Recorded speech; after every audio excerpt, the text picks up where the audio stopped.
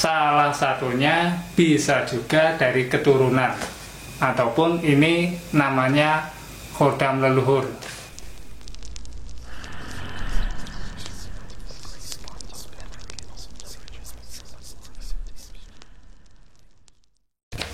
Oke, jumpa lagi dengan saya Jalak Paninggal, hanya di channel saya sendiri, yaitu Jalak Paninggal. Jumpa lagi dalam bahasan-bahasan supranatural dan spiritual. Kali ini saya akan membahas tentang ciri-ciri kodam ular ataupun ciri-ciri manusia yang diikuti oleh kodam dengan sosok ular. Silahkan tonton video ini sampai selesai dan jangan lupa like serta subscribe-nya dulu. Oke, yang pertama adalah apakah itu kodam ular? Tentu saja kodam ular itu adalah sosok dari kodam, namun wujudnya itu ular. Apa sih itu kodam? Itu sudah sangat sering saya bahas, jadi silakan menuju ke atas ini, sudah saya sediakan, ataupun Anda nanti bisa baca di dalam kolom deskripsi. Akan saya berikan linknya, tempat saya bikin video menjelaskan apa sih itu kodam. Oke, jadi lanjut. Kodam ular itu adalah sosok kodam yang wujudnya ular, berwujud ular, menyerupai ular. Ularnya ular apa saja, bisa macam-macam, bisa ular piton, bisa ular kobra, ataupun ular-ular yang aneh-aneh, unik-unik, baik yang punya kepala dua ataupun semacamnya. Kenapa bisa wujudnya aneh-aneh? Tentu saja karena mereka itu adalah makhluk gaib ataupun jin. Jadi wujudnya itu tidaklah hanya seperti ular biasa, tapi bisa dia wujudnya macam-macam. Terus lanjut lagi ke dari manakah asalnya kodam ular ini berasal. Ada bulu kucing. Oke, saya ulang. Dari manakah kodam ular ini berasal? Dari mana saja bisa. Salah satunya adalah dari petilasan-petilasan, sungai, laut, ataupun dari hutan-hutan. Kenapa mereka bisa ikut? Ada banyak faktor. Yang pertama karena tirakat. Yang kedua karena manusianya itu sedang dalam keadaan kosong ataupun baru keadaan banyak beban.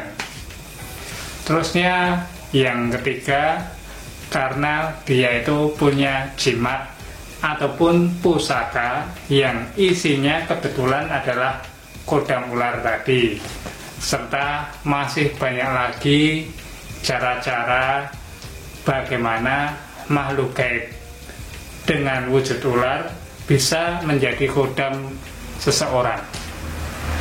Itu banyak banget dan bisa Anda baca di sini kenapa kodam itu datang ke manusia. Bisa lihat di link ini ataupun baca di kolom deskripsi, nanti juga akan saya sertakan linknya biar bisa lebih lengkap nanti.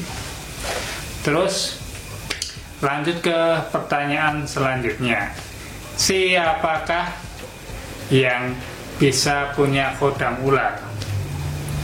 Apakah hanya para praktisi ataukah hanya bagi orang-orang yang membeli ataupun memakai jasa-jasa praktisi isian kodam baik di tubuh ataupun di benda atau jimat? Tentu saja enggak. Ada banyak cara, ada banyak faktor. Salah satunya bisa juga dari keturunan, ataupun ini namanya khodam leluhur. Jangan salah, khodam leluhur itu bukannya rohnya dari leluhur yang sudah meninggal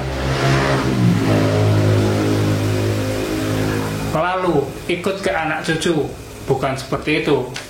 Akan tetapi khodam leluhur itu adalah ketika leluhur meninggal, maka khodamnya itu akan pergi ataupun bisa menitis pada anak cucunya. Makanya disebut sebagai khodam leluhur. Bukannya rohnya leluhur ikut ke anak cucu, bukan seperti itu. Itu salah satunya. Siapa saja yang bisa punya khodam leluhur, baik dari keturunan, punya jimat, ataupun mengamalkan ilmu-ilmu tertentu, ataupun ketika manusianya baru banyak pikiran, dia itu jalan-jalan ke tempat yang kebetulan angker, lalu ada makhluk gaib yang sosoknya ular.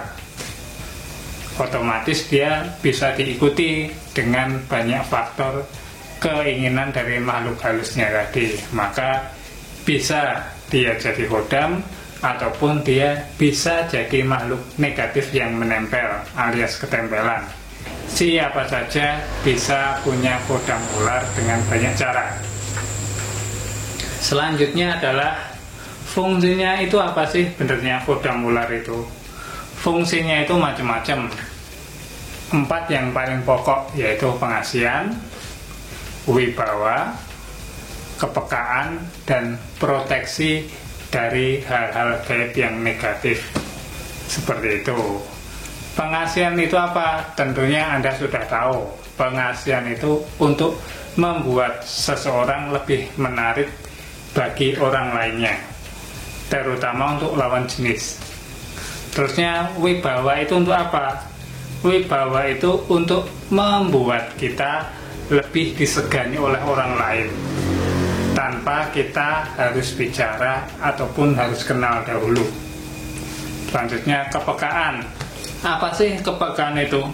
Kepekaan itu adalah membuat seseorang itu lebih mudah merasakan hal-hal gaib, lebih mudah untuk merasakan perasaan orang lain, dan sebagainya.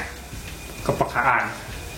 Lalu proteksi dari hal-hal gaib negatif. Apa itu ya? Tentunya Anda sudah tahu, semacam untuk menolak santet ataupun semacamnya. Tapi tentu saja dengan tataran kualitas dari khodamnya itu sendiri. Jadi enggak mungkin khodam itu bisa menamengi seseorang dari santet yang lebih sangat tinggi daripada khodamnya itu sendiri. Jadi sesuai dengan tingkatan khodamnya. Terusnya ciri-ciri manusianya itu apa saja? Ciri-ciri manusia yang punya khodam ular itu biasanya pendiam, tapi kalau ngomong kadang pedes, langsung jebret-jebret tanpa dia sadari. Kedua, kadangkala kalau orangnya tidak kuat, itu akan menjadi malas, serta makannya itu tidak teratur. Jadi makan langsung banyak tapi jarang-jarang. Terusnya itu tadi, daya pengasihnya itu kuat, makanya dia itu mudah untuk disukai oleh orang lain, terutama lawan jenis, asalkan manusianya kuat. Kuat dalam hal apa? Tentu saja kuat dari hal mentalnya serta fisiknya, karena ya itu tadi, manusia dan jin itu ketika saling berdekatan maka akan saling berpengaruh. Tentunya kuat-kuatan, ya kan? Kuat-kuatan secara tidak disadari oleh dua-duanya. Makanya siapa yang paling kuat, maka dialah yang bisa untuk menguasai salah satunya, ataupun dia bisa untuk menjadi tidak terpengaruh. Jadinya nanti tempatnya masing-masing tapi saling membantu, saling menyokong, seperti itu. Karena ketika manusianya nggak kuat, manusianya akan terpengaruh oleh energi-energi gaib dari khodam ular tersebut, lalu punya dampak buruk seperti yang sudah saya jelaskan tadi. Terus yang terakhir, ketika Anda ingin belajar hal-hal semacam ini, carilah guru, jangan sampai belajar sendiri. Minimal carilah komunitas ataupun carilah penyedia jasa yang benar-benar Anda percaya dan bisa bertanggung jawab pada Anda dan ilmu yang diberikan. Sekian dan terima kasih, semoga bermanfaat. Jangan lupa tekan tombol like dan subscribe. Nantikan video-video selanjutnya hanya di channel Jalak Paninggal. Sekian dan terima kasih. Rahayu.